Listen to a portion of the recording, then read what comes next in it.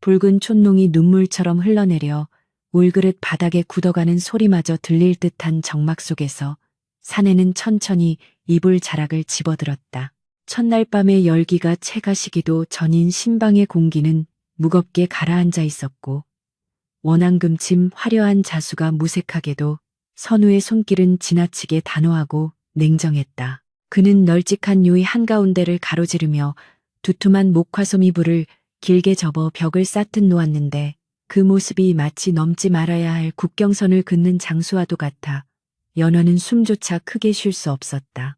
이쪽은 나의 자리이고 저쪽은 부인의 자리요. 선우의 입에서 흘러나온 말은 홀레복을 입은 신랑의 다정한 속삭임이라기보다는 죄인을 신문하는 관리의 판결문처럼 건조하고 딱딱하게 신방의 고요를 갈랐다. 연화는 자신의 귀를 의심하며 떨리는 눈동자로 낭군을 올려다보았으나 선우의 시선은 연화의 흔들리는 눈망울을 비껴가 굳게 닫힌 문창살만을 향하고 있었다. 심장이 쿵하고 내려앉는 충격에 연화는 무릎 위에 올린 두 주먹을 하얗게 질리도록 꽉 쥐었다. 족두리의 무게가 천근만근으로 느껴져 목을 가눌 수조차 없었지만 그보다 더 견디기 힘든 것은 눈앞에 놓인 저 하얀 이불 덩어리가 주는 거절의 의미였다. 평생을 기다려온 밤이었다. 12살 어린 나이에 쌀 두 가마니와 맞바꾸듯 이 집에 민며느리로 들어와 오직 오늘 밤만을 꿈꾸며 매서운 시집살이를 견뎌왔던 연화였다. 머리를 올리고 연지곤지를 찍으며 거울 속에 비친 자신의 모습이 혹여 낭군의 마음에 들지 않을까 노심초사했던 시간들이 주마등처럼 스쳐 지나갔다. 그런데 합한주 한 잔을 채 나누기도 전에 옷구름 한번 풀어보기도 전에 낭군은 자신과 그녀 사이에 건널 수 없는 강을 만들어버린 것이다. 연화의 입술이 파르르 떨렸지만 양반가 여인의 법도를 뼈에 새기며 자란 그녀는 감히 신랑의 처사에 토를 달지 못한 채 그저 고개만 떨구었다. 선우는 연화의 반응을 살피지도 않은 채 자신이 정한 구역 안으로 들어가 등을 돌리고 누워버렸다. 풀먹인 하얀 못이 적삼 등판이 촛불 그림자에 어른거리는 모습은 마치 깎아지른 절벽처럼 아득하게 느껴졌고 연화는 그제야 참았던 숨을 토해내며 흐트러진 치맛자락을 수습했다. 방 한구석에 놓인 병풍 속 십장생들도 그녀의 처지를 비웃는 듯 기묘하게 일렁였고 문 밖에서 들려오는 가을 귀뚜라미 소리는 처량하게 그지없어 연화의 가슴을 더욱 옥죄어왔다. 그녀는 조심스럽게 아주 조심스럽게 자신이 배정받은 좁은 잠자리로 몸을 뉘었으나 차마 눕지 못하고 엉거주춤하게 앉아 이불로 만든 그 기이한 경계선만을 하염없이 바라보았다. 손을 뻗으면 닿을 거리였으나 그 하얀 솜이불은 천리밖보다 멀게 느껴지는 차가운 장벽이었다. 도대체 무엇이 잘못된 것일까? 내가 너무 볼품이 없어서일까? 아니면 낭군의 마음에 품은 다른 정인이라도 있는 것일까? 꼬리에 꼬리를 무는 의문들이 머릿속을 헤집어 놓았다. 어린 시절 기억 속의 선우는 이토록 매정한 사람이 아니었다. 연화가 처음 이 진사댁 대문을 넘어 들어오던 날, 낯설고 무서워 울고 있던 꼬마 연화에게 몰래 곶감을 건네주던 도련님이 바로 선우였다. 서당에서 돌아오면 마당 한구석에서 빨래를 하던 연화에게 다가와 바깥 세상 이야기를 조곤조곤 들려주기도 했고 실수로 그릇을 깨뜨려 시어머니에게 호되게 매를 맞을 때면 자신의 몸으로 막아서며 연화를 감싸주던 든든한 오라비이기도 했다. 그랬기에 연화는 선우를 하늘처럼 아니 자신의 목숨처럼 여기며 자랐다. 비록 신분 차이가 있었고 정식 혼례를 올리기 전까지는 그저 부엌댁이 아이 취급을 받았지만 언젠가 성례를 치르고 나면 그 따뜻했던 도련님이 자신의 지아비가 되어 평생을 아껴주리라는 믿음 하나로 모진 세월을 버텨왔던 것이다. 그러나 오늘 밤 그 믿음은 산산조각이 나버린 듯했다. 차갑게 식어버린 선우의 등은 과거에 다정했던 도련님이 환영이었던 것처럼 낯설기만 했다. 촛불이 심지를 태우며 타닥 하고 튀는 소리에 연화는 화들짝 놀라 어깨를 움츠렸다. 방 안은 숨소리조차 들리지 않을 만큼 고요했지만 그 침묵은 수만 마디의 비수보다 날카롭게 연화의 가슴을 찔러댔다. 그녀는 문득 자신의 몸에서 나는 냄새를 맡아보았다. 혹여 부엌아궁이 냄새가 배어 낭군의 비위를 상하게 한 것은 아닐까? 아니면 싸구려 분 냄새가 역했던 것일까? 며칠 전부터 목욕 재개하고 향물에 몸을 씻으며 정갈히 준비했건만 스스로에 대한 자격지심은 독버섯처럼 피어올라 그녀를 괴롭혔다. 선우는 미동도 하지 않은 채 고른 숨소리를 내고 있었다. 정말 잠이 든 것일까? 아니면 잠든 척하며 나를 피하고 있는 것일까? 연화는 떨리는 손을 들어 허공을 향해 뻗어보았다가 이내 이불 경계선 위에서 멈칫하며 힘없이 떨구었다. 감히 넘어서는 안 될 선, 그것은 단순히 이불이 아니라 10년 넘게 이 집안에서 살아오며 뼛속까지 스며든 주인과 더부살이의 격차를 확인시켜주는 낙인과도 같았다. 그때였다. 잠든 줄로만 알았던 선우의 입에서 나직하고도 깊은 목소리가 흘러나왔다. 자지 않고 무엇을 하고 있느냐. 연하는 소스라치게 놀라 황급히 이불을 끌어당기며 몸을 웅크렸다. 등 뒤에서 들려오는 목소리였지만 마치 귓가에 대고 속삭이는 듯 생생하게 울렸다. 선우는 여전히 돌아눕지 않은 채 벽을 보고 누운 자세 그대로 말을 이었다. 불이 꺼지지 않아 눈이 부시구나. 어서 끄고 눕거라. 그의 목소리에는 분노도 짜증도 섞여 있지 않았지만 그렇다고 신부를 향한 애틋함이나 열정도 느껴지지 않았다. 그것은 그저 사물을 대하는 듯한 무미 건조함, 혹은 감정을 억지로 억누른 자의 절제된 평온함에 가까웠다. 연하는 후들거리는 다리를 겨우 일으켜 촛대 앞으로 다가갔다. 심지를 자르는 가위질 한 번에 방 안은 칠흑 같은 어둠 속으로 잠겨들었고 오직 창호지 문틈으로 새어 들어오는 희미한 달빛만이 두 사람 사이를 가로막은 이불 능선을 창백하게 비출 뿐이었다. 어둠이 내리자 시각은 차단되었지만 청각과 후각은 더욱 예민하게 살아났다. 선우에게서 풍기는 은은한 묵향과 남자의 채취가 좁은 방 안을 가득 채우자 연하는 현기증이 일 것만 같았다. 눕기 위해 다시 자리로 돌아왔을 때 그녀의 옷자락이 스치는 소리가 천둥소리처럼 크게 들렸다. 조심스레 몸을 뉘었지만 바로 옆에 낭군이 누워있다는 사실에 온몸의 신경이 곤두서 잠은커녕 정신이 점점 더 맑아질 뿐이었다. 선우의 규칙적인 숨소리가 들려올 때마다 연화의 심장 박동도 덩달아 불규칙하게 요동쳤다. 왜일까? 도대체 왜 이러시는 걸까? 연화는 어둠 속에서 눈을 뜬 채 천장을 응시하며 생각에 잠겼다. 낭군이 고자라는 소문은 들어본 적이 없었다. 사지 멀쩡하고 학식 또한 뛰어난 그가 첫날 밤 신부에게 손끝 하나 대지 않는다는 것은 필시 신부에게 치명적인 결함이 있거나 낭군의 마음이 돌처럼 굳어있다는 뜻일 터였다. 연하의 눈가에 기어이 뜨거운 눈물이 고여 관자놀이를 타고 흘러내렸다. 베게릿을 적시는 축축한 느낌이 비참함을 더했다. 시간이 얼마나 흘렀을까. 야경꾼의 딱딱이 소리가 멀리서 들려오고 닭 울음소리가 희미하게 새벽을 알릴 무렵이었다. 뜬 눈으로 밤을 지새운 연화는 몸을 뒤척이다가 실수로 팔이 이불 경계선을 살짝 넘어가고 말았다. 화들짝 놀라 팔을 거두려는 순간 어둠 속에서 선우의 손이 불쑥 튀어나와 연화의 손목을 잡았다. 뜨겁고 단단한 손길이었다. 연화는 숨이 멎는 듯했다. 드디어 낭군이 마음을 돌리신 것인가? 기대감과 두려움이 뒤섞인 찰나의 순간 선우는 연화의 손목을 끌어당기는 대신 부드럽지만 단호한 힘으로 그녀의 손을 다시 그녀의 영역 안으로 밀어넣었다. 그리고는 나직하게 그러나 뼈 있는 한마디를 던졌다. 아직은 때가 아니다. 그 한마디는 연화의 가슴에 쇠말뚝처럼 박혔다. 때가 아니라니. 혼례를 올리고 합한 줄을 나누었으면 부부가 된 것이거늘. 도대체 언제까지 기다려야 한단 말인가. 부인의 몸은 아직 여물지 않았고 마음 또한 온전히 자라지 않았소. 선우가 어둠 속에서 덧붙인 말은 연화를 더욱 혼란스럽게 만들었다. 나는 그대가 누군가의 며느리, 누군가의 아내로서가 아니라 오롯이 그대 자신으로 설 수 있을 때까지 기다릴 것이요. 이 선은 그대를 거부하는 것이 아니라 그대를 지키기 위한 나의 다짐이니 그리 알도록 하시오. 도무지 이해할 수 없는 말이었다. 지키기 위해 앉지 않는다니?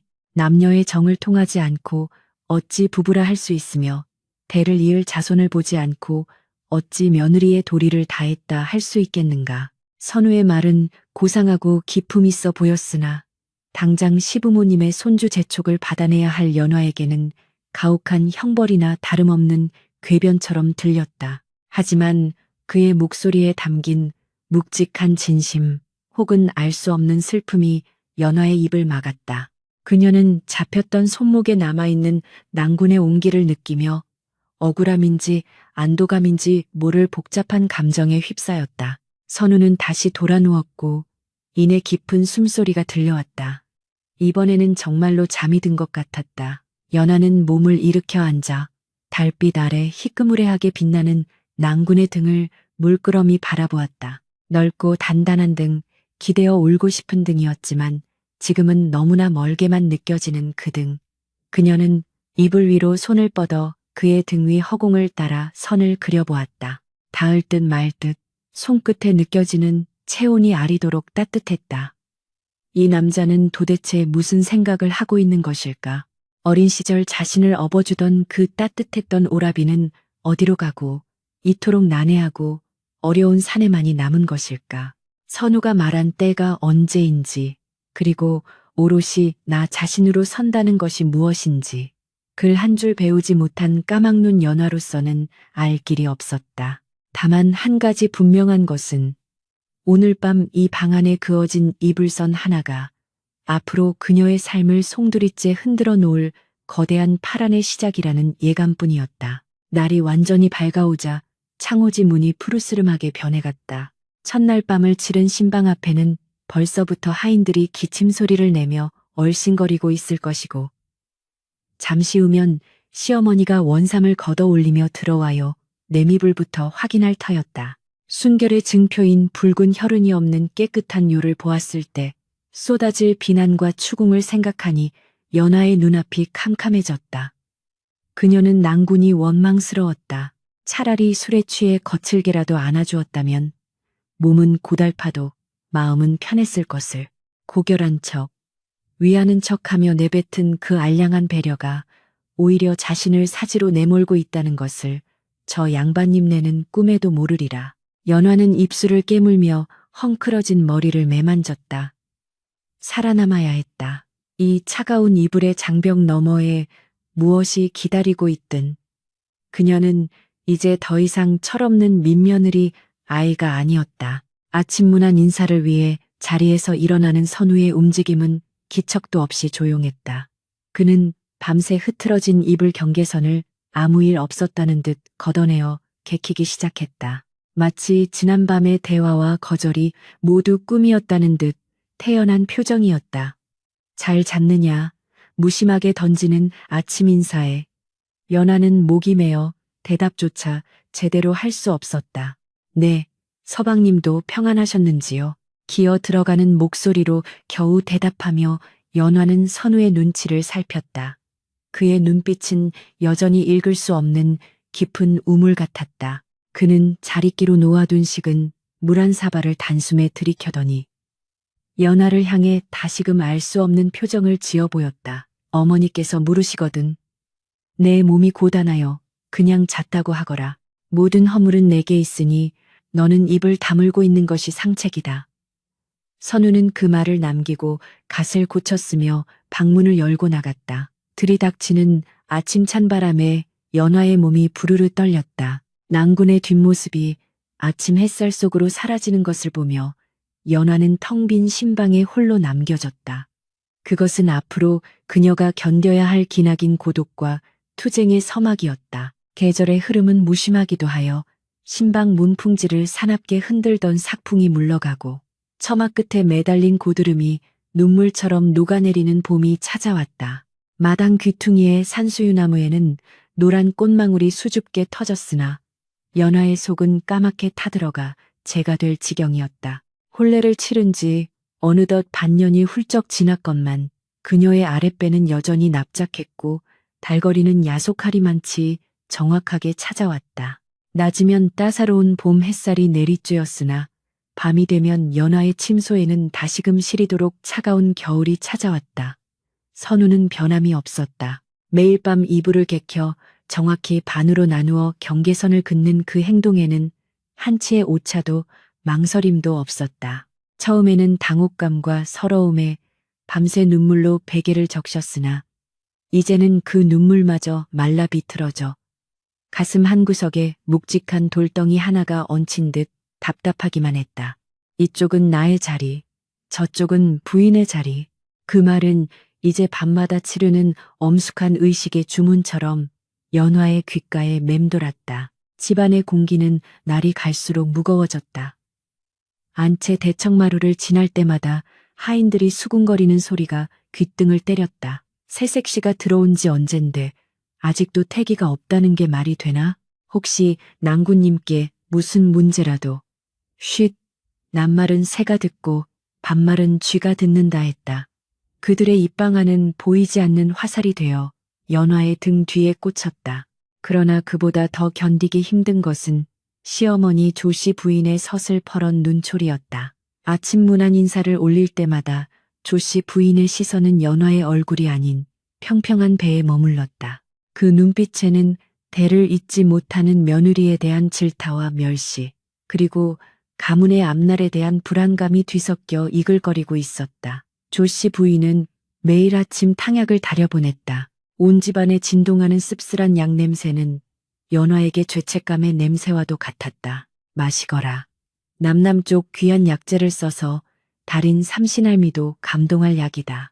조씨 부인이 탕약 그릇을 내밀 때면 연화는 숨도 쉬지 않고 그 시꺼먼 물을 들이켰다. 목구멍을 타고 넘어가는 뜨겁고 쓴 액체가 위장을 뒤집어 놓을 듯 역겨웠으나 그녀는 찡그린 표정 하나 짓지 않았다. 약이 써서가 아니라 이 약을 마셔봤자 아무 소용이 없다는 사실이 뼈저리게 아팠기 때문이다. 밤마다 지아비의 손길 한 번 닿지 않는 몸에 천하의 명약인들 무슨 소용이 있겠는가. 씨를 뿌리지 않은 밭에 거름만 쏟아붓는 꼴이니 연화는 차라리 이 사실을 시어머니께 고하고 싶었다. 어머님, 아드님께서는 제 옷고름조차 풀지 않으십니다. 목구멍까지 차오른 그 말을 삼키느라 연화는 탕약보다 더 쓴 침을 삼켜야 했다. 선우가 당부했던 침묵을 지키기 위해서였다. 모든 허물은 자신이 지겠다고 했던 낭군이었으나 정작 비난의 화살을 온몸으로 받아내고 있는 것은 연화 혼자였다. 그러던 어느 날 집안의 정막을 깨고 불청객이 찾아왔다. 선우의 육촌 형제이자 호시탐탐 가문의 재산과 권력을 넘보는 기철이었다.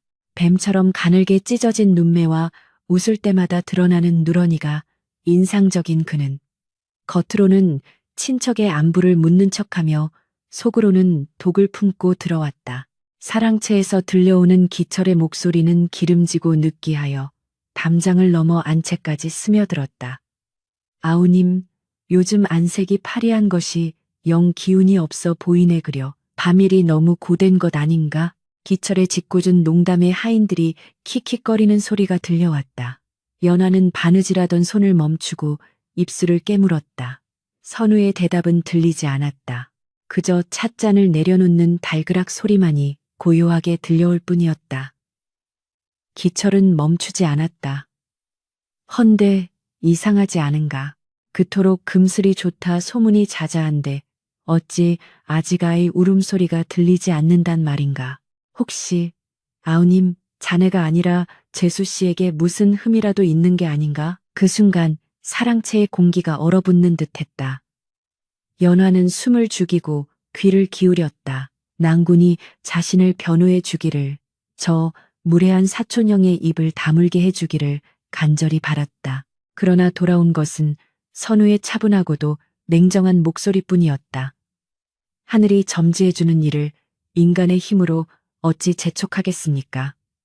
형님께서 괴념치 않으셔도 될 일입니다. 그것은 점잖은 거절이었으나 연화에게는 방관처럼 들렸다. 아내를 모욕하는 말에 화를 내지도 그렇다고 강하게 부정하지도 않는 선우의 태도는 연화의 가슴에 또 다른 생채기를 냈다.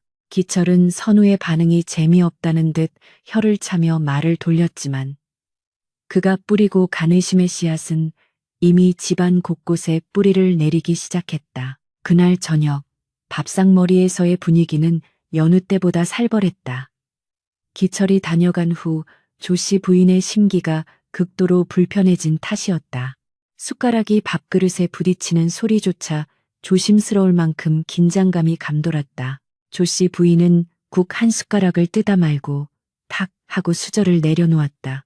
선우야, 서리빨 같은 부름에 선우가 고개를 숙였다. 내 어머니, 오늘 기철 조카가 한 말이 내 귀에도 거슬리더구나. 남들 보기 부끄럽지도 않으냐. 칠거지약 중에 대를 잊지 못하는 것이 으뜸이라 했다. 네 처가 들어온 지가 언제인데 아직도 소식이 없으니 내가 조상님들을 뵐 면목이 없다. 조씨 부인의 꾸지람은 선우를 향하고 있었으나 그 칼끝은 명백히 연화를 겨누고 있었다. 연화는 고개를 푹 숙인 채 밥그릇 속 하얀 쌀알만 세고 있었다. 죄인이 된 기분이었다. 선우는 묵묵부답이었다. 그저 송구합니다. 어머니라는 짧은 대답만 남기고 다시 수저를 들었다.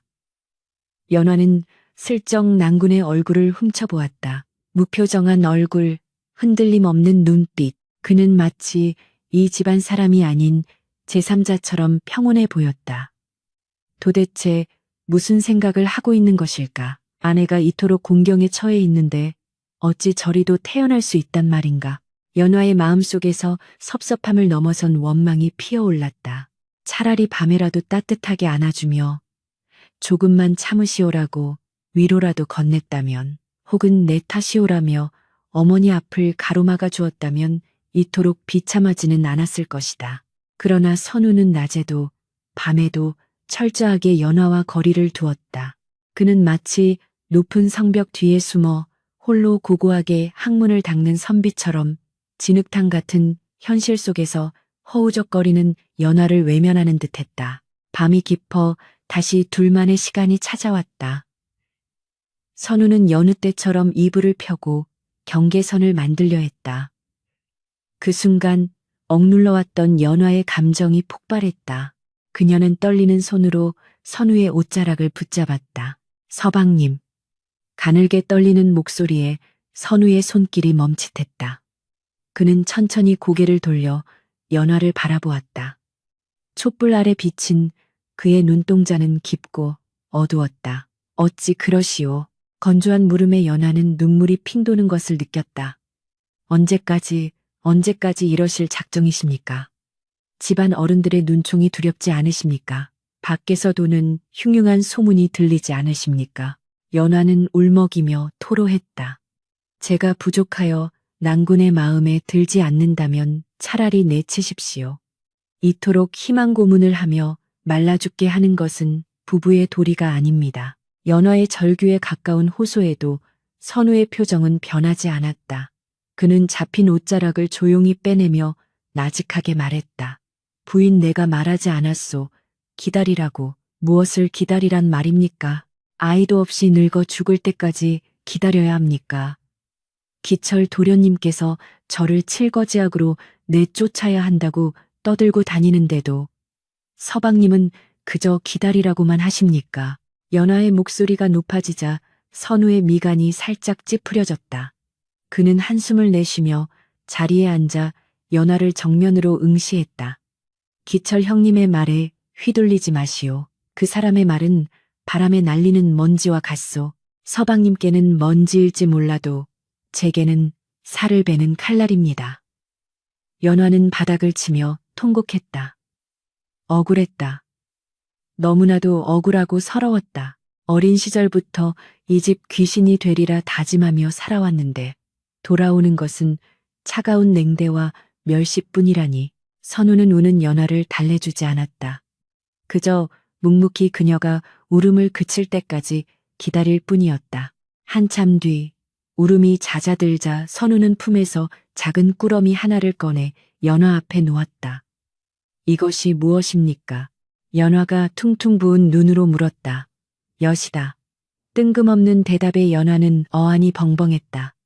장터에 나갔다가 단 것이 보이기에 샀소. 울음을 그치고 드시오. 선우는 그 말을 끝으로 다시 등을 돌려 누웠다. 연화는 멍하니 꾸러미를 바라보았다. 거친 종이에 쌓인 호박엿 몇 가락. 그것은 어린 시절 선우가 몰래 건네주던 곶감을 떠올리게 했다. 그때는 그토록 달콤하고 따뜻했던 위로가 지금은 왜 이리도 야속하고 씁쓸하게 느껴지는지. 연화는 엿을 입에 넣는 대신 가슴에 품고 다시 숨죽여 울었다. 그는 여전히 알 수 없는 사람이었다. 차갑게 밀어내다가도 불쑥 엿을 건네는 이 사내를. 연화는 도무지 미워할 수도 온전히 사랑할 수도 없어 괴로웠다. 다음 날부터 연화에 대한 시련은 더욱 가혹해졌다. 기철이 다녀간 후로 조씨 부인은 연화에게 곶간 열쇠 관리조차 맡기지 않았다. 안주인의 권한을 박탈당한 셈이었다. 하인들조차 은근히 연화를 무시하기 시작했다. 마님께서 그러시는데 곧 첩을 드릴지도 모른다더라. 빨래터에서 들려오는 수근거림에 연화의 가슴이 철렁 내려앉았다. 첩이라니. 선우의 곁에 다른 여인이 선다는 상상만으로도 숨이 막혀왔다. 하지만 자신에게 아이가 없다는 명분이 있는 이상 첩을 들이는 것을 막을 명분이 없었다. 연화는 빨래 방망이질을 하며 솟구치는 울분을 토해냈다.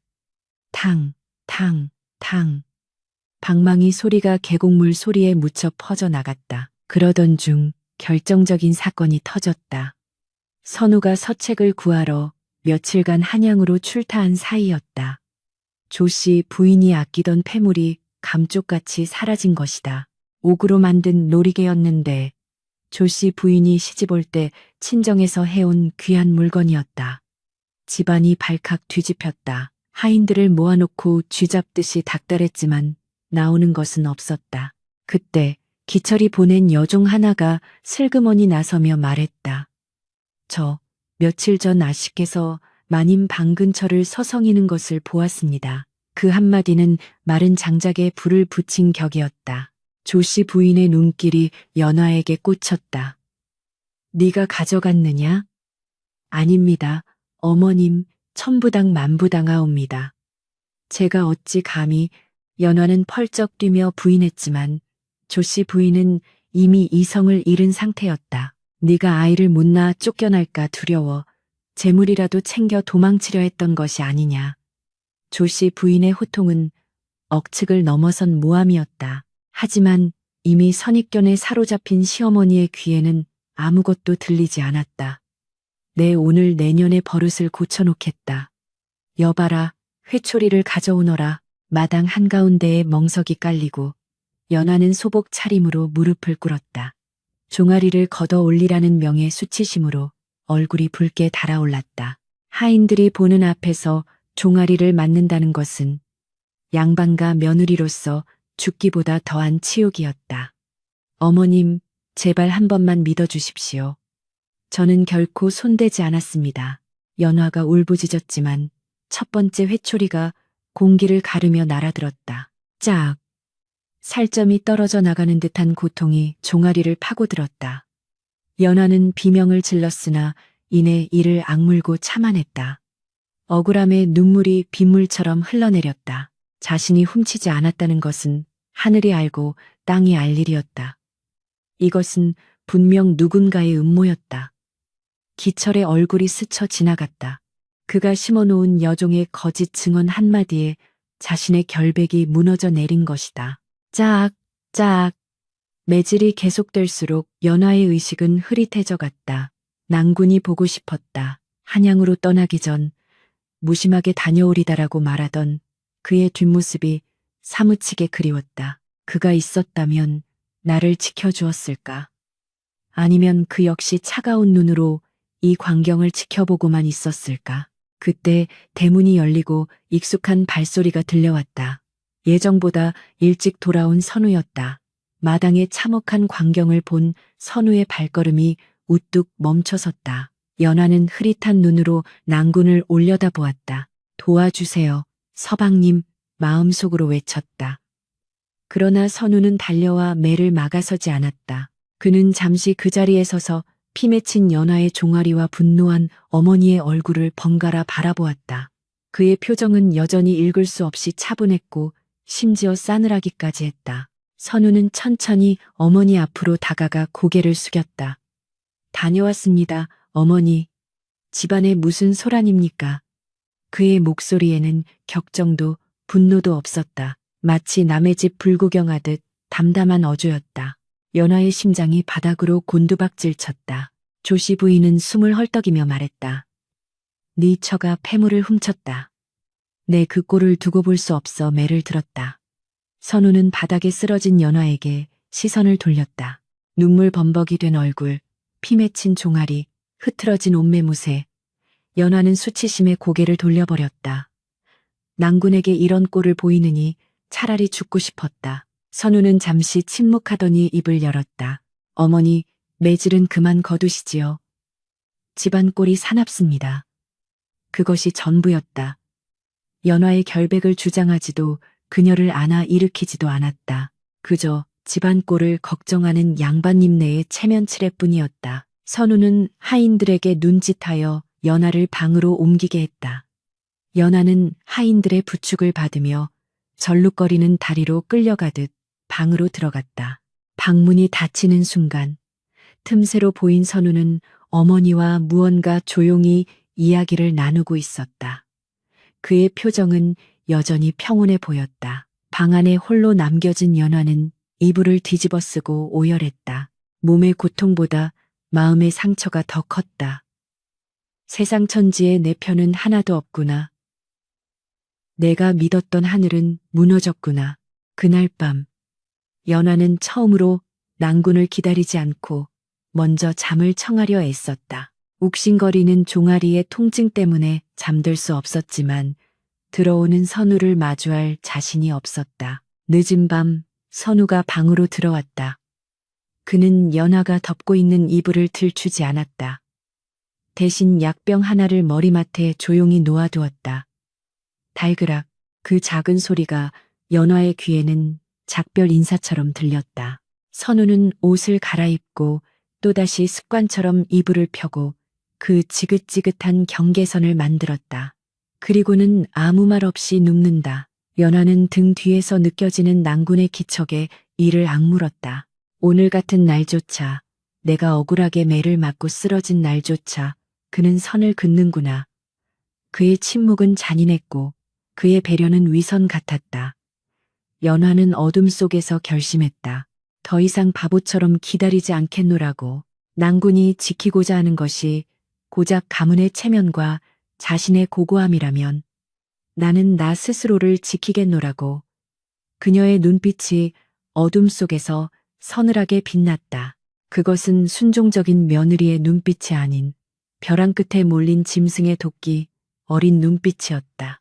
밖에서는 다시 봄비가 추적추적 내리기 시작했다. 차가운 빗소리가 연화의 찢어진 가슴을 후벼 파는 밤이었다. 열병은 짐승처럼 연하의 몸을 집어삼켰다. 종아리의 살점이 찢겨나간 고통보다 더 뜨거운 것이 뼛속 깊은 곳에서부터 끌어올라 그녀의 정신을 몽롱하게 만들었다. 식은땀이 이마를 적시고 등줄기를 타고 흘러내려 요가 축축하게 젖어들었다. 혼미한 의식 속에서도 연화는 끊임없이 악몽에 시달렸다. 시어머니의 서슬퍼런 눈빛이 도깨비 불처럼 번득였고 기철의 비릿한 웃음소리가 귓가에 윙윙거렸다. 그리고 그 모든 아수라장 한가운데에 뒷짐을 진 채 싸늘하게 서 있는 선우의 뒷모습이 보였다. 아무리 불러도 뒤돌아보지 않는 그 무정한 등. 연화는 꿈속에서조차 소리 없는 비명을 지르며 허우적거렸다. 서방님, 왜 저를 버리십니까? 왜 저를 지켜주지 않으십니까? 목구멍이 타들어가고 갈증이 극에 달해 입술이 바짝 말라비틀어졌다. 그때였다. 타는 듯한 입술에 서늘하고 물기 어린 것이 닿았다. 누군가 조심스럽게 흘려주는 물 한 모금이 마른 논바닥 같은 목구멍을 적시며 내려갔다. 연화는 가쁜 숨을 몰아쉬며 힘겹게 눈꺼풀을 들어 올렸다. 눈앞이 흐릿하여 처음에는 아무것도 보이지 않았으나 이내 희미한 촛불 아래 일렁이는 그림자가 눈에 들어왔다. 선우였다. 그는 잠옷 바람이 아닌 외출할 때 입는 두루마기 차림 그대로 연화의 머리맡에 앉아 있었다. 그의 손에는 젖은 수건이 들려 있었고 평소에 단정하던 모습과는 달리 머리카락이 헝클어지고 눈밑이 검게 내려앉아 몹시 초췌해 보였다. 연화는 이것이 꿈인지 생시인지 분간할 수 없어 멍하니 그를 바라보았다. 선우는 연화가 깨어난 것을 눈치채고는 황급히 수건을 대야에 내려놓으며 몸을 일으키려 했다. 마치 들켜서는 안 될 것을 들킨 사람처럼 당황한 기색이 역력했다. 깨어났느냐? 그의 목소리는 갈라져 있었다. 연화는 대답할 기운조차 없어 그저 눈만 깜빡였다. 선우는 다시 자리에 앉아 연화의 이마에 손을 짚었다. 그의 손은 얼음장처럼 차가웠으나 그 차가움이 오히려 연화의 열기를 식혀주는 듯하여 묘한 안도감을 주었다. 열이 조금 내렸구나. 다행이다. 정말 다행이다. 선우가 안도의 한숨을 내쉬며 중얼거렸다. 그 짧은 탄식 속에 담긴 깊은 물기. 그것은 연화가 지난 반년 동안 단 한 번도 들어보지 못한 낭군의 감정이었다. 연화는 흐릿한 시선을 내려 자신의 종아리 쪽을 바라보았다. 이불 밖으로 나온 다리에는 하얀 붕대가 꼼꼼하게 감겨 있었고 방 안 가득히 귀한 약초 냄새가 진동하고 있었다. 낮에 그토록 매정하게 외면하던 사람이 밤새 잠 한숨 자지 않고 병구안을 하고 있었던 것인가. 서방님. 연화가 쥐어짜듯 목소리를 내자 선우가 흠칫 놀라며 그녀를 바라보았다. 물을 더 마시겠느냐? 연화는 고개를 가로저었다. 목마름보다 더 간절한 의문이 그녀를 괴롭히고 있었다. 어찌 이러십니까? 낮에는 남보다 더 차갑게 구시더니 밤에는 어찌 이리.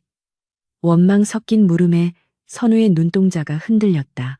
그는 잠시 입을 다물고 침묵하더니 결심한 듯 연화의 손을 조심스럽게 잡았다. 그리고는 나직하게 입을 열었다. 미안하다. 내 힘이 부족하여 너를 그토록 아프게 했다. 선우의 사과에 연화의 눈에서 참았던 눈물이 주르륵 흘러내렸다. 부인, 내 말을 잘 들으시오. 선우의 눈빛이 그 어느 때보다 진지하게 빛났다. 이 집안은 겉으로는 평온해 보이나 속은 썩은 고름으로 가득 차 있소. 기처 형님은 단순히 재물을 탐하는 자가 아니오. 그는 내 아버지, 즉 선대 가주 때부터 우리 집안의 약점을 쥐고 흔들며 안주인 자리를 자신의 사람으로 채우려 해왔소. 만약 내가 낮에 너를 감싸고 돌며 분노를 표출했다면 그는 그것을 빌미로 너를 더욱 집요하게 물고 늘어졌을 것이요. 내가 너를 아낀다는 약점이 드러나는 순간 그들은 너를 공격하여 나를 무너뜨리려 할 것이기 때문이요. 연화는 숨을 죽이고 선우의 말을 경청했다. 상상조차 하지 못한 이야기였다. 그들이 노리는 것은 내가 가주로서의 냉철함을 잃고 감정에 휘둘리는 것이요.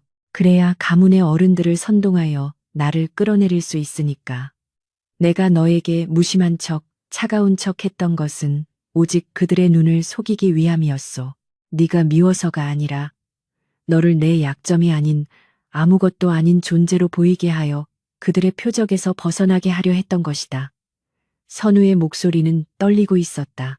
그동안 홀로 삼켜왔던 고독과 두려움이 고스란히 전해져 왔다. 하지만 내 어리석은 판단이 결국 너를 다치게 했구나. 지킨다고 한 것이 오히려 너를 사지로 내몰았으니 나는 지압이 될 자격이 없는 놈이다. 선우는 고개를 떨구고 자신의 무릎을 주먹으로 내리쳤다. 쿵, 쿵. 둔탁한 소리가 방 안의 정막을 깼다. 연화는 비로소 깨달았다. 지난밤마다 그가 그어놓았던 이불의 경계선, 그것은 거절의 선이 아니라 벼랑 끝에 선 그가 아내를 보호하기 위해 쳐놓은 위태로운 방패막이었음을 자신이 아직 준비되지 않았기에 섣불리 부부의 연을 맺어 아이라도 생기면 그 아이마저 기철의 표적이 될까 두려워. 차라리 거리를 두는 길을 택했음을. 연화의 가슴 속에 응어리져 있던 원망이 눈 녹듯 사라지고 그 자리에 시린 연민과 애틋함이 차올랐다. 그녀는 힘겹게 손을 들어 자책하고 있는 선우의 주먹 쥔 손등을 덮었다. 아닙니다. 서방님 탓이 아닙니다. 저는 그것도 모르고 그때 방문 밖에서 인기척이 들려왔다. 선우는 순식간에 표정을 굳히며 연화에 손을 놓고 물러앉았다. 다시 낮에 보았던 그 차가운 선비의 얼굴로 돌아간 것이다. 누구냐? 선우의 목소리가 서리빨처럼 날카로웠다. 저 마님께서 며느님 상태를 살피라 하시어 왔습니다. 기철이 심어놓은 여종의 목소리였다. 선우는 문을 열지 않은 채 싸늘하게 답했다. 물러가거라.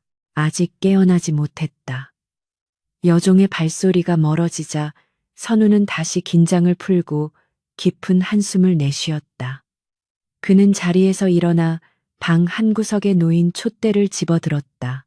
그리고는 벽장 깊숙한 곳에서 무언가를 꺼내왔다.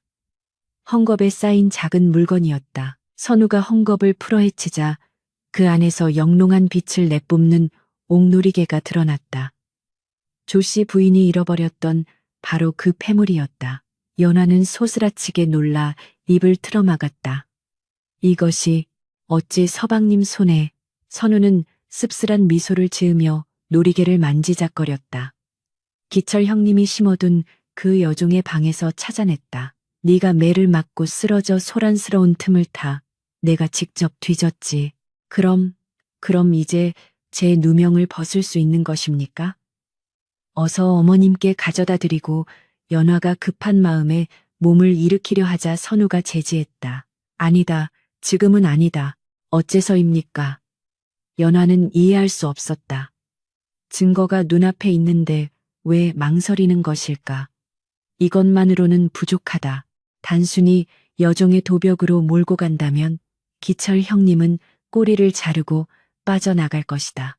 여종 하나 내치는 것으로 끝나서는 안 된다. 이 일을 꾸민 몸통을 잡아내야 네가 두 번 다시 이런 험한 꼴을 당하지 않는다. 선우의 눈빛이 매섭게 빛났다. 그는 붓을 들어 먹을 갈기 시작했다. 하얀 화선지 위에 그의 유려한 필체가 거침없이 써내려가졌다. 그것은 누군가에게 보내는 서찰이었다. 내일 날이 밝는 대로 한양의 네벗에게 이 서찰을 보낼 것이다. 형조판서로 있는 친구이니 은밀히 조사를 도와줄 것이다. 그때까지만 조금만 더 참아다오. 선우는 서찰을 봉하고 다시 연화의 곁으로 돌아와 앉았다. 그리고는 익숙한 솜씨로 이불을 펴기 시작했다. 또다시 그 하얀 이불이 두 사람 사이를 가로질러 놓였다. 그러나 이번에는 느낌이 달랐다. 선우는 이불을 경계선으로 놓은 뒤 연화가 누운 안쪽이 아닌 문 쪽인 바깥쪽에 자리를 잡고 누웠다. 찬바람이 들어오는 곳, 혹여 누군가 문을 열고 들어오면 가장 먼저 마주치게 될 곳. 그것은 더 이상 단절의 선이 아니었다. 그것은 연화라는 소중한 존재를 세상의 풍파로부터 지키기 위해 쌓아 올린 성벽이었고, 선우 자신은 그 성문을 지키는 파수꾼임을 자처하는 행위였다. 오늘은 이불을 넘지 않으셔도 됩니다. 연화가 떨리는 목소리로 말했다. 선우가 고개를 돌려 연화를 바라보았다. 내 몸이 아직 성치 않다. 그리고 그는 잠시 말을 멈추었다가 애틋한 눈빛으로 덧붙였다. 이 선이 없어지는 날, 나는 너를 세상에서 가장 귀한 여인으로 맞이할 것이다. 도망치듯 숨어서가 아니라 모두의 축복 속에서 당당하게. 그때까지는 내가 이 선 밖에서 너를 지킬 것이니 너는 안심하고 잠들거라. 선우의 말 한마디 한마디가 연화의 가슴에 따뜻한 불씨를 지폈다. 춥고 시리던 방 안에 온기가 도는 듯했다. 연화는 고개를 끄덕이며 이불을 끌어당겼다. 종아리의 통증은 여전했지만 마음만은 깃털처럼 가벼워졌다. 다음 날 아침 집안은 폭풍전야와 같은 고요함에 휩싸였다. 조씨 부인은 여전히 냉랭했고 기철은 아침부터 찾아와 선우의 속을 긁어댔다. 아우님, 도둑질한 며느리를 아직도 끼고 돌 작정인가? 가문의 명예를 생각해서라도 당장 내치게나. 내 이미 칠거지하게 능통한 중매쟁이를 불러놓았네. 기철의 뻔뻔한 요구에 선우는 찻잔을 들어 입술을 적실 뿐 즉답을 피했다. 연하는 방문 너머로 들려오는 그 소리를 들으며 주먹을 꽉 쥐었다. 예전 같았으면 두려움에 떨었겠지만 이제는 달랐다. 자신을 지켜주는 든든한 방패가 있다는 사실을 알게 된 이상 그녀 역시 무기력하게 당하고만 있을 수는 없었다. 연화는 아픈 다리를 이끌고 거울 앞에 앉았다. 핏기 없는 얼굴에 연지를 찍고 헝클어진 머리를 단정하게 빗어 넘겼다.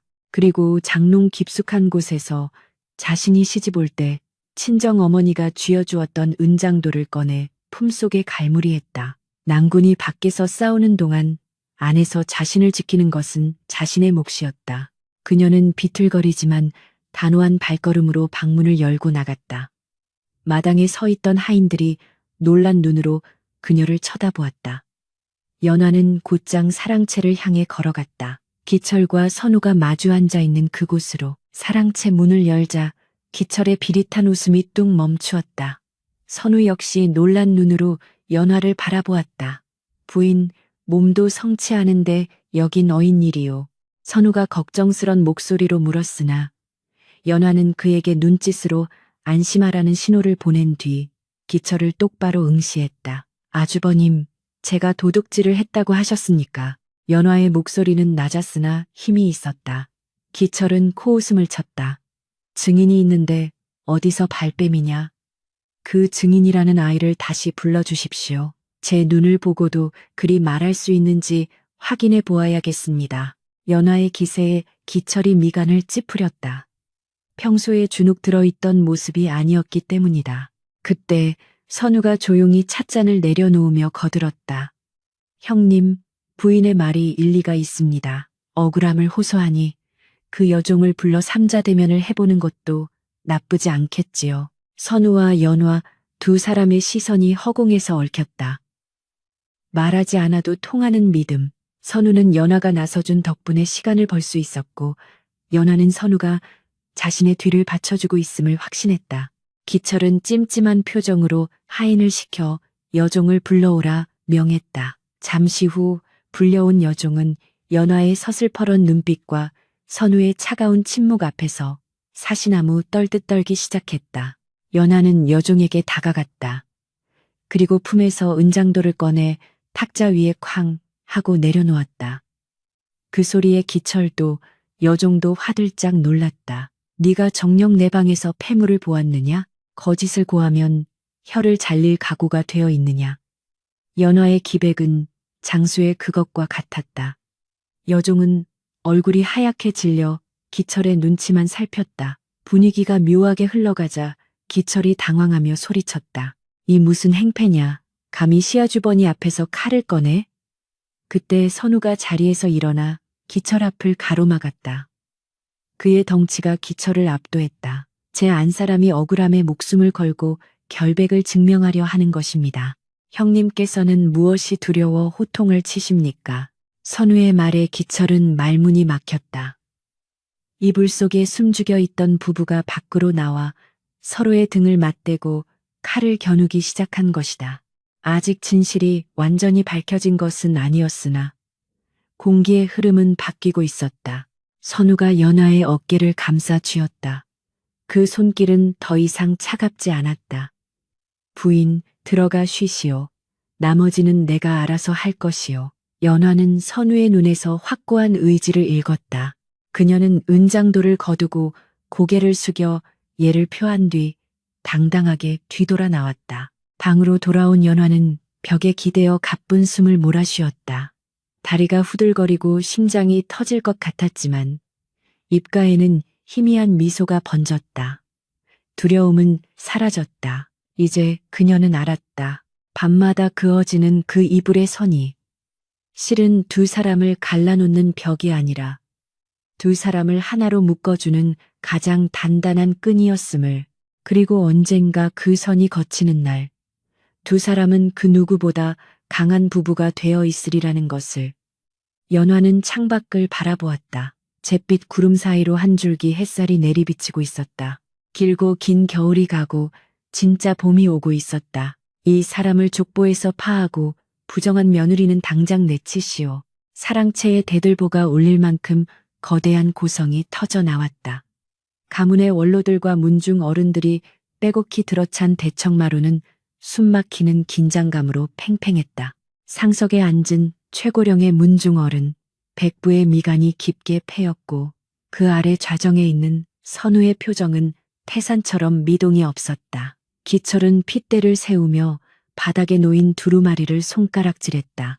그것은 가문의 재산 목록과 대를 잇지 못한 선우의 죄목을 낱낱이 열거한 상소문이나 다름없었다. 마당에 멍석을 깔고 죄인처럼 꿇어앉아 있는 연화의 등 뒤로 따가운 봄볕이 내리쬐었으나 그녀의 몸은 한겨울 얼음장 위에 있는 듯 덜덜 떨렸다. 며칠 전 맞은 종아리의 상처가 욱신거렸지만 지금 그녀를 더 고통스럽게 하는 것은 수십 개의 눈동자가 쏘아대고 있는 경멸의 시선들이었다. 어르신들, 보십시오. 이 여인은 들어온 지 반년이 넘도록 태기가 없을 뿐 아니라 시어머니의 폐물에 손을 댄 파렴치 아닙니다. 칠거지약 중 도벽과 무자함 두 가지나 범했으니 이는 쫓겨나 마땅합니다. 또한 이를 알고도 감싸고 도는 가주 선우 역시 그 자질이 의심스러운 바 마땅히 가주의 권한을 내려놓고 물러나야 할 것입니다. 기철의 목소리에는 승리감에 도취된 자의 오만함이 뚝뚝 묻어났다. 그는 이미 판을 다 짜놓았다고 확신했다. 매수된 하인들의 증언, 조씨 부인의 분노, 그리고 문중 어른들의 보수적인 성향까지 모든 것이 그의 편이었다.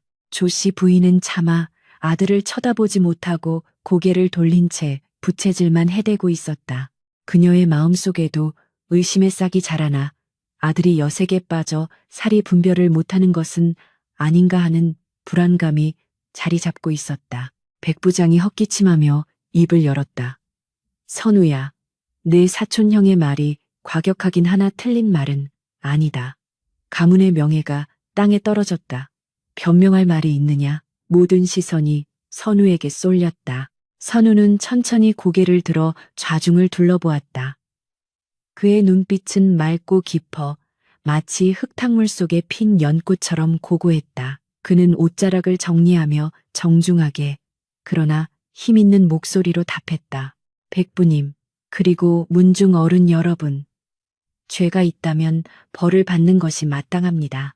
허나 죄 없는 자에게 죄를 뒤집어 씌우고 참된 것을 거짓이라 매도한다면 그것이야말로 가문의 명예를 더럽히는 일이 아니겠습니까? 무엇이라 증거가 명백한데 감히 말대꾸를 하느냐? 기철이 버럭 소리를 질렀다. 선우는 기철을 싸늘하게 일별한 뒤 품 안에서 서찰 한 통을 꺼내 들었다. 형님께서는 증거를 좋아하시니 저 또한 증거를 보여드리리다. 선우가 손짓하자 대문 밖에서 건장한 포졸들이 누군가를 포박하여 끌고 들어왔다. 포승줄에 묶인 채 산발이 된 여인은 다름 아닌 기철이 매수했던 그 여종이었다. 기철의 얼굴이 순식간에 사색이 되었다. 여종은 마당에 들어서자마자 털썩 주저앉으며 와들와들 떨었다. 살려주십시오. 나리, 살려주십시오. 이 아이는 형조에 있는 제 벗이 보낸 포교들이 며칠간 잠복하여 잡은 것입니다. 훔친 폐물을 장무라비에게 넘기려던 현장을 덮쳤지요. 선우의 설명에 좌중이 술렁거렸다. 조씨 부인이 놀란 눈으로 여종을 바라보았다. 그게 참말이냐? 네가 훔쳤느냐? 여종은 울며 땅에 머리를 태웠다. 죽을 죄를 지었습니다. 마님, 기철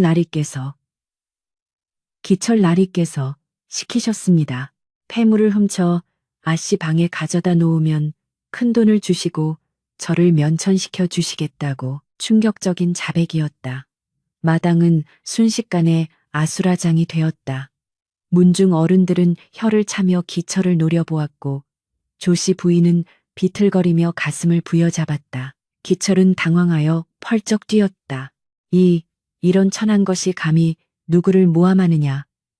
네가 훔쳐놓고 죄를 덜어보려고 나를 끌어들이는 것이냐. 기철이 발길질을 하려 하자 선우가 자리에서 벌떡 일어나 그 앞을 막아섰다. 평소의 서생 같은 모습은 온데간데 없고 범접할 수 없는 위압감이 뿜어져 나왔다. 그만하시오. 이미 장무라비의 장부에서도 형님의 이름으로 된 어음이 발견되었소. 더 이상 추한 꼴을 보이지 마시오. 도둑질의 누명이 벗겨지는 순간이었다. 연화는 안도의 숨을 내쉬었으나 눈물은 나오지 않았다. 아직 끝나지 않았음을 알기 때문이었다. 기철은 이대로 물러설 위인이 아니었다.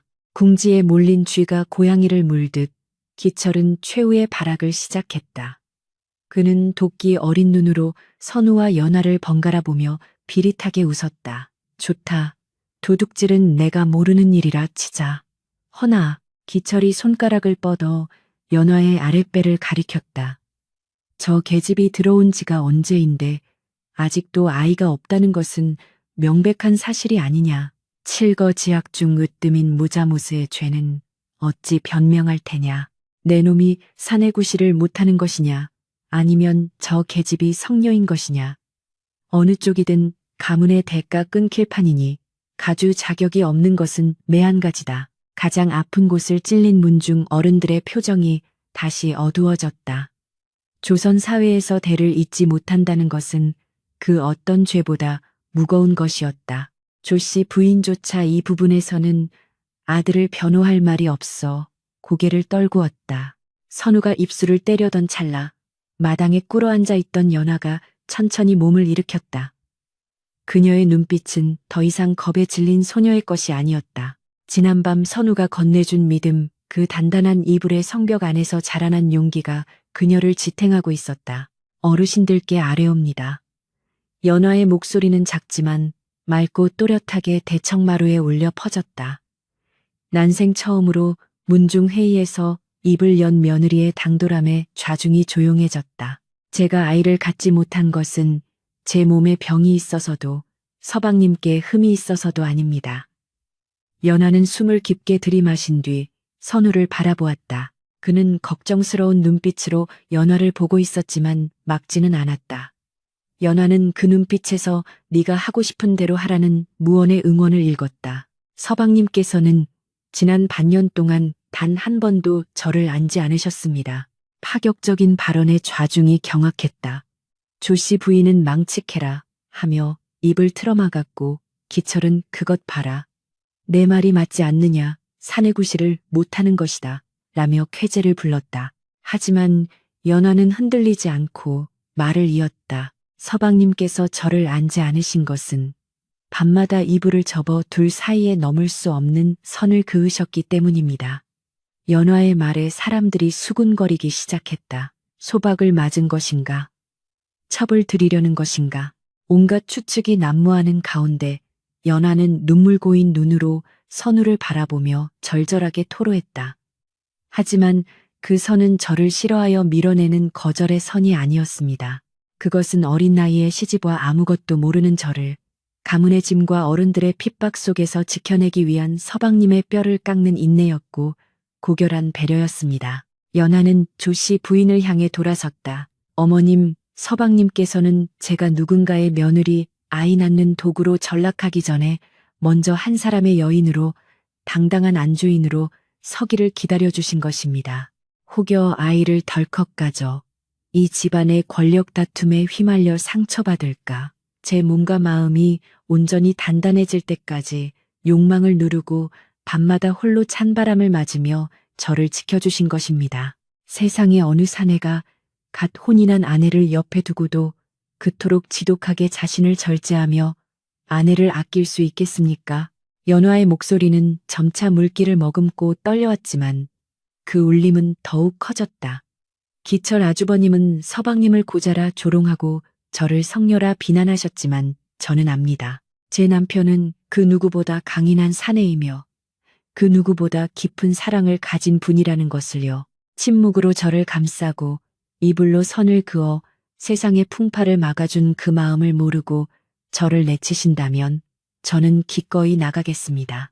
허나 부디 제 남편의 그 숭고한 뜻만은 훼손하지 말아 주십시오. 연화의 호소가 끝나자 장내는 찬물을 끼얹은 듯 고요해졌다. 단순한 부부의 침실 사정이 아니었다.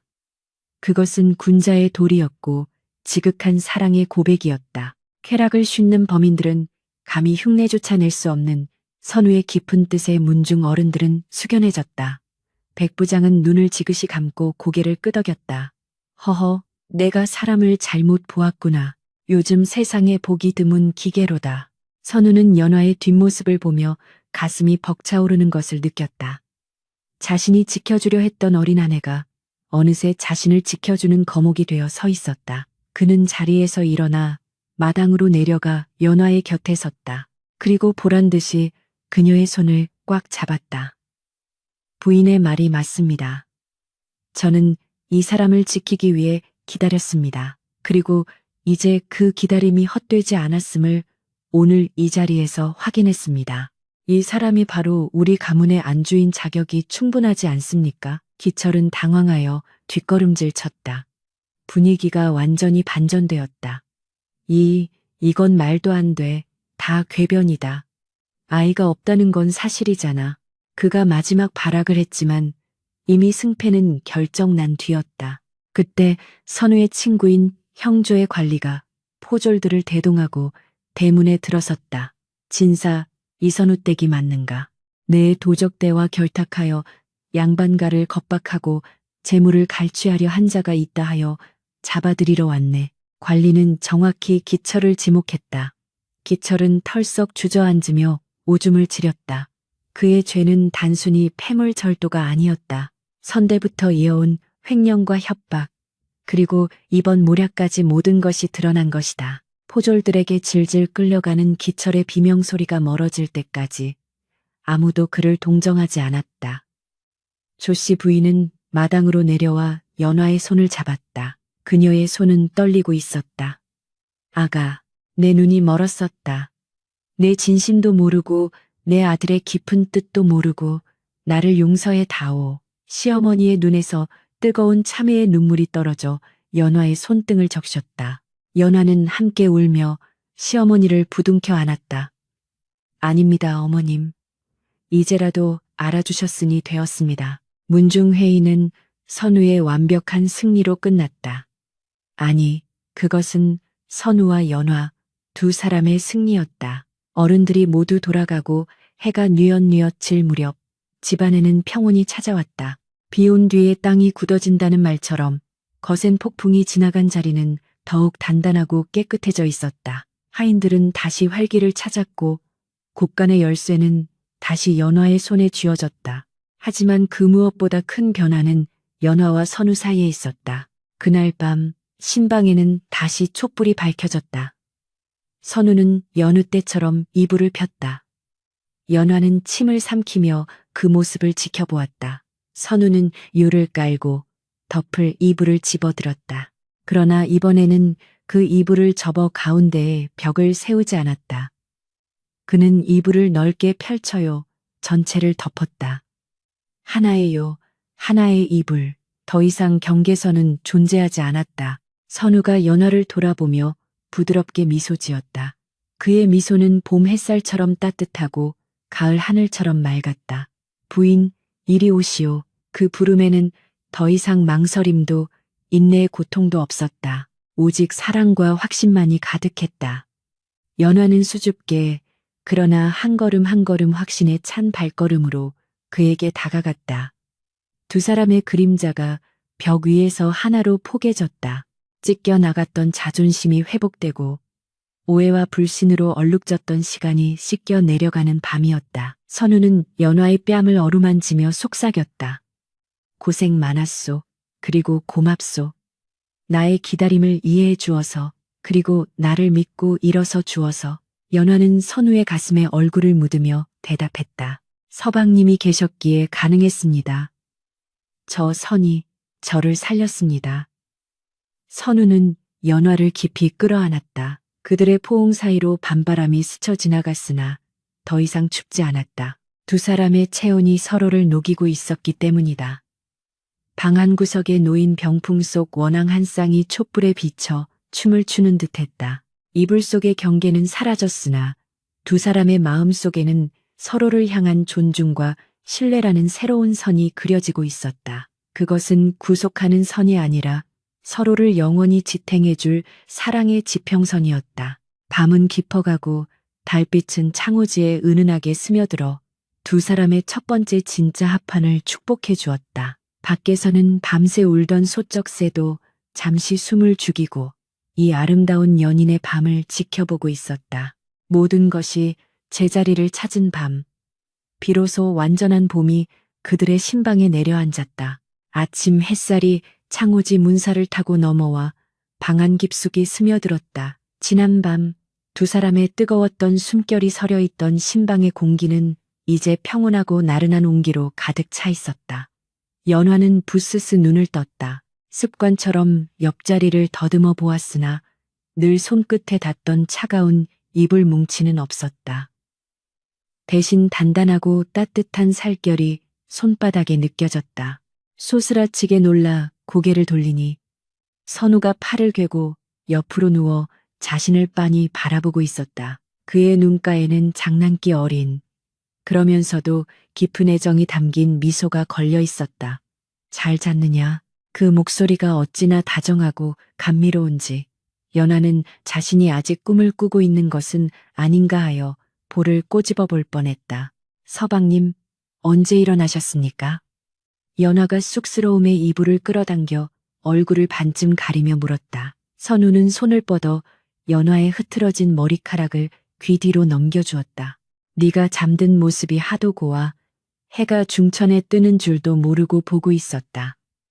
그 말에 연화의 얼굴이 잘 익은 홍시처럼 붉게 달아올랐다.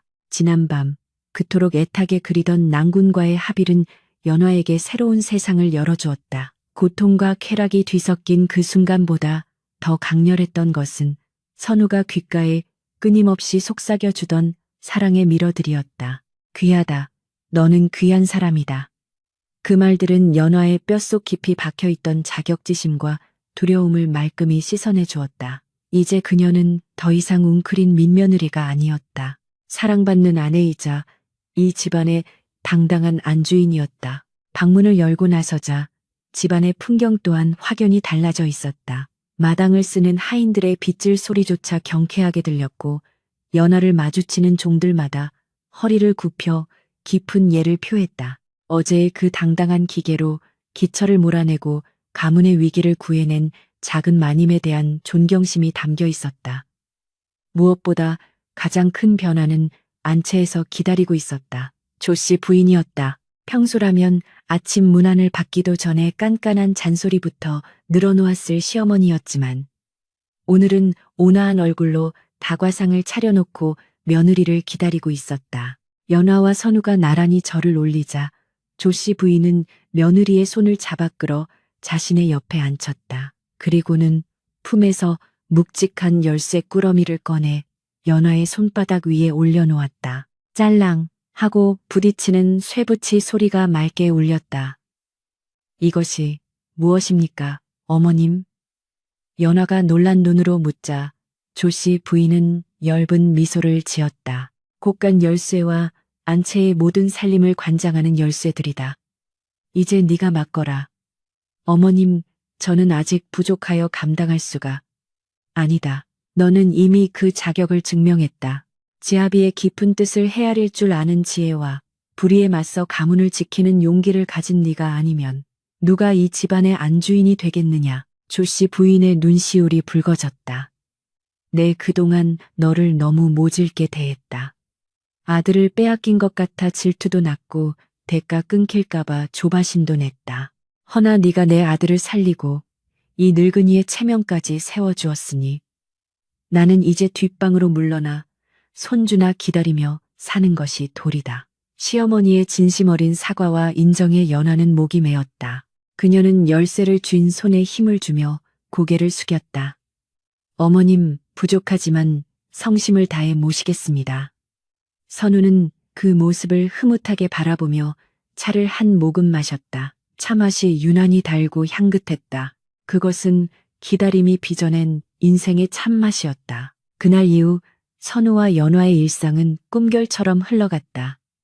선우는 낮에는 글을 읽고 밤에는 연화에게 글을 가르쳤다. 글을 알아야 세상의 이치를 깨닫고 스스로를 더 단단히 지킬 수 있다. 선우는 연화의 손을 잡고 붓을 쥐어주며 한자 한자 정성껏 가르쳤다. 까막눈이었던 연화가 처음으로 자신의 이름을 화선지에 썼을 때 선우는 누구보다 기뻐하며 그녀를 껴안아 주었다. 연화는 틈날 때마다 책을 읽었고 가계부를 정리하며 집안 살림을 불려나갔다. 그녀의 야무진 손끝에서 진사댁의 곡간은 날로 풍성해졌고 인심 또한 후해져 마을 사람들의 칭송이 자자했다. 선우가 바랐던 대로 연화는 단순히 아이 낳는 며느리가 아니라 지성과 덕을 겸비한 홀로 서도 흔들리지 않는 거목으로 성장해 가고 있었다. 계절이 2번 바뀌고 다시 첫눈이 내리던 날 기다리던 소식이 찾아왔다. 연화가 헛구역질을 하며 주저앉자 불려온 의원은 맥을 짚어보고는 빙그레 웃으며 축하드립니다. 귀한 태기가 있으십니다. 라고 알렸다. 집안은 축제 분위기가 되었다. 조씨 부인은 덩실덩실 춤을 추었고 하인들은 떡을 빚어 마을 사람들에게 돌렸다. 선우는 연화의 손을 잡고 한참을 말없이 앉아 있었다. 그의 손이 미세하게 떨리고 있었다. 고맙다. 정말 고맙다. 그 짧은 한마디에 담긴 무게를 연화는 알았다. 쫓기듯 의무감에 쫓겨 아이를 가진 것이 아니라 2 사람의 사랑이 무르익고 연화의 몸과 마음이 가장 평온할 때 찾아온 아이였기에 그 기쁨은 배가 되었다. 10달 뒤 우렁찬 아이의 울음소리가 진사댁 담장을 넘었다. 아들이었다. 선우를 닮아 이마가 훤하고 연화를 닮아 눈매가 선한 아이였다. 선우는 아이를 품에 안고 감격에 겨워 눈물을 흘렸다. 이 아이는 우리 인내의 결실이자 우리 사랑의 증거다. 연화는 땀에 젖은 채 그 모습을 바라보며 행복한 미소를 지었다. 자신이 그토록 두려워했던 출산이었으나 선우가 곁을 지켜주었기에 고통조차 달콤했다. 그 후로도 2 사람은 딸 2과 아들 1를 더 얻었다. 아이들의 웃음소리가 끊이지 않는 집, 밤이면 글 읽는 소리와 다듬이질 소리가 화음을 이루는 집, 그것이 연화가 꿈꾸던 그리고 선우가 지켜낸 행복의 모습이었다. 세월은 유수와 같이 흘러 어느덧 50년이라는 시간이 지났다. 검은 머리 팥불이 되도록 살자던 홀레날의 언약처럼 2 사람의 머리에는 하얀 서리가 내려앉았다. 늙은 선우와 연화는 팻마루에 나란히 앉아 붉게 물드는 저녁 노을을 바라보고 있었다. 마당에서는 손자, 손녀들이 강아지와 함께 뛰어놀고 있었고 그 너머 사랑채에서는 아들이 손님을 맞이하는 소리가 들려왔다. 모든 것이 평화롭고 충만했다. 연화는 주름진 손으로 찻잔을 만지작거리며 입을 열었다. 대감, 기억나십니까? 우리 첫날 밤 말입니다. 늙은 선우가 껄껄 웃으며 고개를 끄덕였다. 어찌 있겠소. 자네가 서러워 눈물 짓던 그 밤을. 그때는 대감이 어찌나 야속하고 밉던지 이불을 걷어차고 도망가고 싶은 마음이 굴뚝 같았습니다.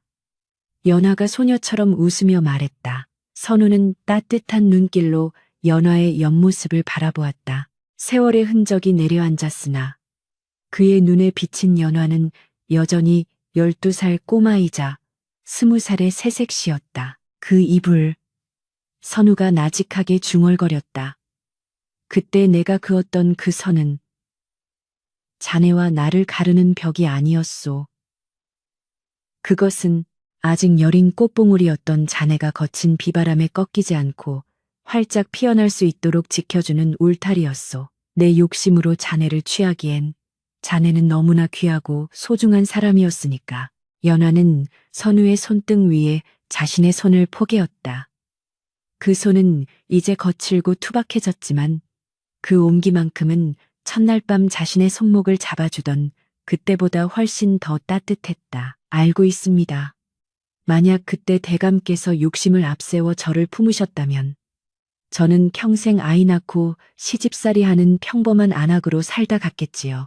허나 대감께서 기다려주신 덕분에 저는 그를 깨우치고 가문을 지키는 법을 배우고 무엇보다 제 자신을 사랑하는 법을 배웠습니다. 그 선은 저를 살리는 생명줄이었습니다. 연화의 눈가에 맺힌 눈물이 노을빛을 받아 보석처럼 반짝였다. 선우는 연화의 어깨를 감싸 안으며 먼 산을 응시했다. 사랑은 소유가 아니라 지켜주는 것이라 배웠소. 때로는 멈춰서서 기다려주는 것이 다가가 안아주는 것보다 더 큰 사랑일 때가 있는 법이지. 우리는 그 어려운 것을 해내지 않았소? 예, 그렇습니다. 그리고 그 기다림 끝에 얻은 이 행복이 얼마나 달콤한지도 알았지요. 두 사람은 서로를 마주보며 미소 지었다. 말하지 않아도 통하는 마음. 반백년을 함께 해온 부부만이 가질 수 있는 깊은 유대감이 공기 중에 녹아들었다.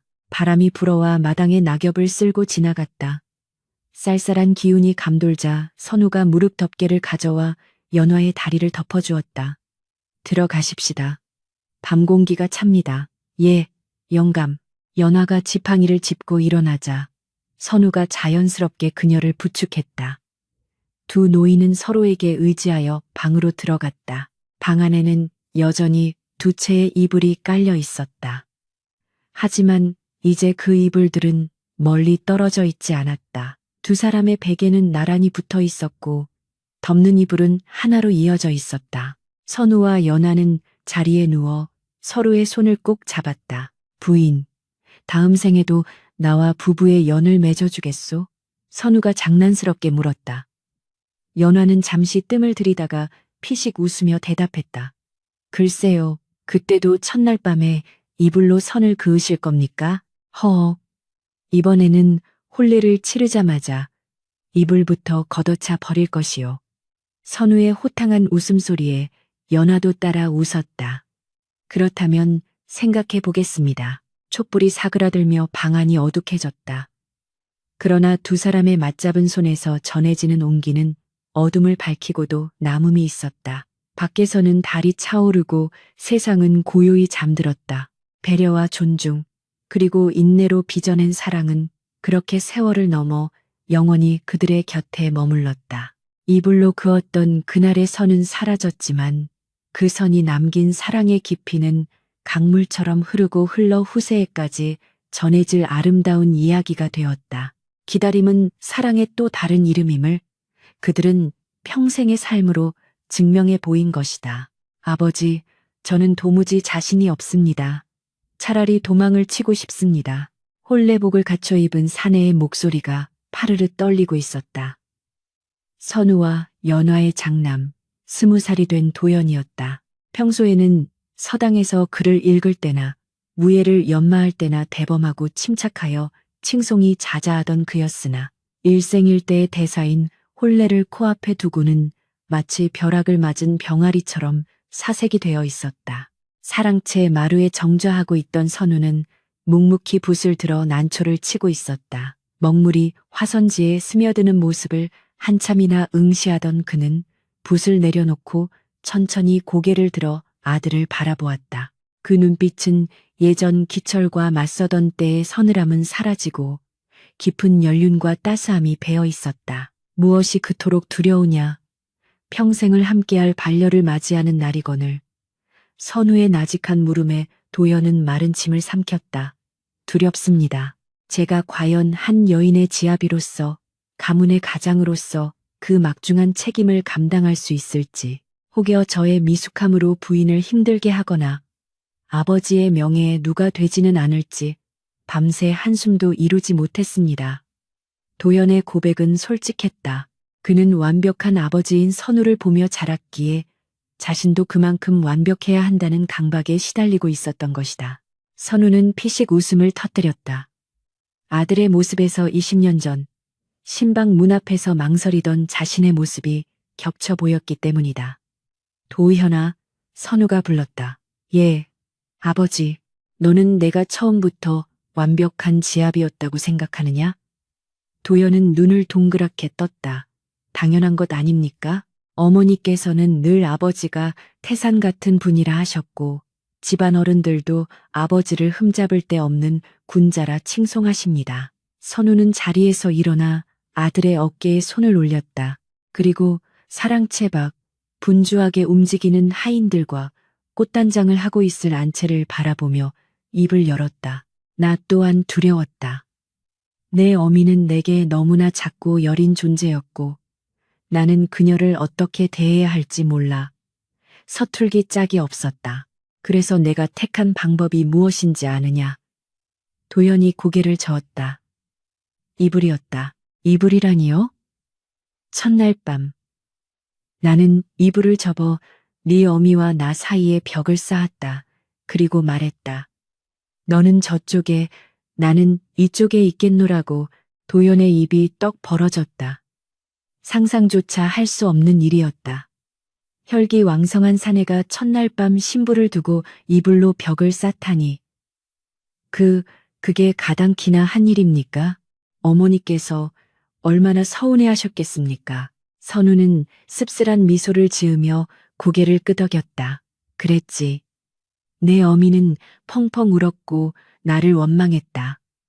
허나 그때의 나는 그것이 사랑인 줄 알았다. 준비되지 않은 상대를 억지로 취하는 것은 욕망일 뿐 사랑이 아니라고 생각했기에 그녀가 스스로 설 수 있을 때까지 기다려주는 것. 그것이 내가 할 수 있는 유일한 사랑법이었다. 선우는 아들의 눈을 똑바로 응시했다. 도연아, 부부란 무엇이라 생각하느냐? 남들이 말하듯 남편이 하늘이고 아내가 땅인 상하 관계가 아니다. 부부는 서로 다른 두 사람이 만나 하나의 세계를 만들어가는 것이다. 그 과정에서 가장 필요한 것은 힘이나 권위가 아니라 서로의 속도에 맞춰주는 기다림과 존중이다. 네가 두려운 것은 당연하다. 허나 그 두려움을 감추려 허세를 부리거나 억지로 강한 척하지 말거라. 내 부족함을 인정하고 부인에게 솔직하게 다가가거라. 그리고 기다려 주어라. 서로가 서로에게 스며들 때까지. 아버지의 말은 도연의 가슴에 묵직한 돌을 던진 듯 파장을 일으켰다. 이불로 선을 그었던 아버지, 그리고 그 선을 넘어와 아버지를 안아주었던 어머니. 그 전설 같은 이야기가 단순한 옛날 이야기가 아니라 지금의 화목한 가정을 잇게 한 뿌리였음을 깨닫게 된 것이다. 도연의 얼굴에 서려 있던 공포가 서서히 걷히고 비장한 결의가 차올랐다. 명심하겠습니다, 아버지. 저 또한 기다림의 미학을 아는 사내가 되겠습니다. 그 시각 안채에서는 연화가 며느리 될 아이의 손을 잡고 있었다. 곱게 단장한 새색시는 수줍음과 긴장으로 고개를 들지 못하고 있었다. 연화는 며느리의 차가운 손을 자신의 따뜻한 두 손으로 감싸 쥐었다. 세월이 흘러 눈가에는 주름이 잡혔으나 연화의 기품은 더욱 깊어져 있었다. 아가, 많이 떨리지? 새색시가 조그맣게 고개를 끄덕였다. 서방님께서 혹여 저를 마음에 들어하지 않으시면 어쩌나 걱정이 됩니다. 연화는 맑게 웃었다. 내 이야기 하나 해줄까? 나는 첫날 밤 소박을 맞을 뻔했단다. 새색시가 놀란 눈으로 연화를 쳐다보았다. 예? 시아버님께서요? 그토록 인꼬부부라 소문난 두 분께서. 그래, 네 시아버님은 첫날 밤 내게 등만 보여주셨지. 나는 그때 하늘이 무너지는 줄 알았다. 내가 못나서, 내가 싫어서 그러시는 줄 알았으니까. 연화는 회상에 잠긴 듯 먼 곳을 바라보았다. 하지만 살아보니 알겠더구나. 그것은 나를 밀어낸 것이 아니라 내가 다치지 않게 보호막을 쳐준 것이었어. 사내의 사랑에는 여러 가지 모양이 있단다. 불처럼 뜨거운 사랑도 있지만 네 시아버님처럼 물처럼 고요하고 깊은 사랑도 있지. 연화는 며느리의 옷고름을 매만져 주며 말했다. 도현이는 제 아비를 닮아 속이 깊고 신중한 아이다. 혹여 그 아이가 무뚝뚝하게 굴더라도 그것이 너를 싫어해서가 아님을 알아주렴. 그 아이의 침묵 속에 담긴 진심을 들여다보려 노력해 주렴. 내가 네 시아버님의 등을 보며 그 마음을 읽어내기까지 참으로 오랜 시간이 걸렸지만 너는 나보다 더 지혜로우니 금방 알게 될 게다. 새색시의 눈에 안도감이 번졌다. 예, 어머님, 명심하겠습니다. 드디어 혼례가 시작되었다. 청사초롱이 환하게 밝혀진 마당에는 온 마을 사람들이 모여들어 북적였다. 기러기 아범이 앞서고 사모관대를 쓴 도연이 씩씩하게 걸어 들어왔다. 그 뒤를 이어 연지곤지를 찍은 신부가 수줍게 입장했다. 대례상 앞 두 사람이 서로에게 절을 올리고 합한 줄을 나누는 모습은 한 폭의 그림처럼 아름다웠다. 선우와 연화는 상석에 앉아 그 모습을 지켜보았다. 연화가 슬쩍 눈물을 훔치자 선우가 식탁 아래로 손을 뻗어 연화의 손을 꽉 잡았다. 두 사람은 서로를 바라보며 말없이 미소 지었다. 수만 마디 말보다 더 깊은 대화가 오가는 순간이었다. 우리가 잘 키웠소. 당신 덕분입니다. 혼례가 끝나고 밤이 깊었다. 신방에는 촛불이 켜졌고 하객들은 하나둘 돌아갔다. 집안은 다시 고요를 되찾았으나 그 고요함은 쓸쓸함이 아니라 충만함이었다. 선우와 연화는 안채 갯마루에 나란히 앉아 술상을 앞에 두고 있었다. 달이 유난히 밝은 밤이었다. 부인, 한 잔 받으시오. 선우가 술병을 들어 연화의 잔을 채웠다. 연화는 두 손으로 공손히 잔을 받았다. 대감도 한 잔 받으십시오. 두 사람은 달빛을 안주 삼아 술잔을 기울였다. 술 기운이 오르자 연화의 볼이 발그레해졌다. 오늘 도연이 녀석 제법 이젓하더군요. 입장할 때 보니 대감의 젊은 시절과 판박이었습니다. 허허, 나보다는 훨씬 낫지 않소. 나는 그때 긴장해서 손에 땀이 흥건했는데 녀석은 눈빛이 살아있더군. 선우는 빈잔을 만지작거리며 말을 이었다. 아까 도연이에게 우리 이야기를 해주었소. 이불 이야기 말이오. 연화가 깜짝 놀라 쳐다보았다. 아니, 그 부끄러운 이야기를 뭐하러 해주셨습니까?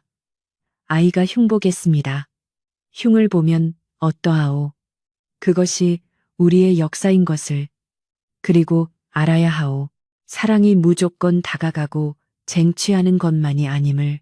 때로는 멈춰서서 상대를 위해 자리를 비워주는 여백이 진정한 사랑임을 말이오. 연화는 잠시 말을 잃고 선우를 바라보았다. 50이 넘은 나이에도 여전히 소년 같은 순수함을 간직한 낭군. 그의 흰 머리칼이 달빛의 은색으로 빛났다. 연화는 문득 그가 사무치게 고마웠다. 그 시절 그가 그어주었던 그 선이 없었더라면 지금의 자신은 없었을 것이기 때문이다. 억지로 어른이 되어야 했고 억지로 어미가 되어야 했을 자신의 운명을 그가 막아주었기에 온전히 피어날 수 있었다. 대감, 제가 예전에 말씀드렸던가요? 연화가 나직하게 물었다. 무엇을 말이오? 다음 생에도 대감과 부부의 연을 맺겠다고 했던 약속 말입니다. 선우가 껄껄 웃었다. 그때는 이불부터 걷어차겠다고 하지 않았소? 아닙니다. 마음이 바뀌었습니다. 연화는 장난스럽게 눈을 빛냈다. 다음 생에는 제가 먼저 이불을 반으로 접어 선을 긋겠습니다. 그건 또 무슨 신보요? 선우가 눈을 동그랗게 떴다. 대감께서 저를 기다려 주셨으니 다음 생에는 제가 대감을 기다려 드리려고요. 대감께서 천하를 호령하는 대장군이 되시든 글만 읽는 선비가 되시든 온전히 대감의 뜻을 펼치실 때까지 제가 그 선 밖에서 묵묵히 지켜드리겠습니다. 그러니 서두르지 마시고 마음껏 꿈을 펼치십시오. 선우는 멍하니 연화를 바라보다가 이내 파한대소했다. 그의 웃음소리가 밤하늘로 퍼져나갔다. 하하, 이거 내가 졌소. 부인의 그 넓은 마음을 어찌 내가 따라가겠소. 좋소. 다음 생에는 내가 부인의 이불선 밖에서 마음껏 뛰어놀다. 지치면 부인의 품으로 들어가리다. 두 사람은 다시 술잔을 부딪혔다. 쨍 하는 맑은 소리가 밤 공기를 갈랐다. 그때 건너편 신방 쪽에서 문이 열리는 소리가 들리더니 도연의 목소리가 희미하게 들려왔다. 부인, 이불이 조금 무겁지 않소? 네, 걷어주리다. 선우와 연화는 서로를 보며 킥킥거렸다. 아들 녀석은 아비보다 훨씬 성급한 모양이었다. 우리 아들은 이불로 선을 긋지는 않는 모양입니다. 연화가 웃으며 말했다. 그러게 말이오. 제 녀석은 제 녀석 나름의 사랑법을 찾겠지요. 선우는 자리에서 일어나 연화에게 손을 내밀었다. 자, 우리도 들어갑시다. 밤이 찹니다. 연화는 그 손을 잡고 일어섰다. 거칠지만 세상에서 가장 든든한 손. 방으로 들어온 두 사람은 나란히 누웠다. 이제 그들 사이에는 이불의 경계도 마음의 벽도 없었다. 오직 서로의 숨결만이 존재할 뿐이었다. 선우는 잠들기 전 습관처럼 연화의 손을 꼭 잡았다. 연화야, 오랜만에 불러보는 이름이었다. 예, 서방님, 사랑한다. 내 목숨이 다하는 날까지. 아니, 다음 생, 그 다음 생까지도. 연화는 선우의 가슴에 얼굴을 묻으며 대답했다. 저도 은혜합니다. 부디 오래오래 제 곁에 머물러 주십시오. 당신이 없는 세상은 제게 의미가 없습니다. 선우는 연화를 끌어안으며 조용히 눈을 감았다. 창밖에는 매와 꽃잎이 눈처럼 흩날리고 있었다. 봄이었다. 그들의 인생에 찾아온 지지 않을 영원한 봄이었다. 두 사람의 사랑 이야기는 자식들에게, 그리고 그 자식들의 자식들에게 전해지며 이 가문의 가장 큰 유산으로 남을 것이다. 황금보다 귀하고 명예보다 빛나는 유산. 그것은 바로 존중과 기다림이라는 이름의 사랑이었다. 훗날 진사댁 가문의 족보 귀퉁이에는 이런 글귀가 적혀 있었다고 한다. 사랑하려거든 기다려라. 꽃이 피기 위해서는 봄바람뿐만 아니라 겨울의 차가운 눈보라를 견디는 인내가 필요한 법이니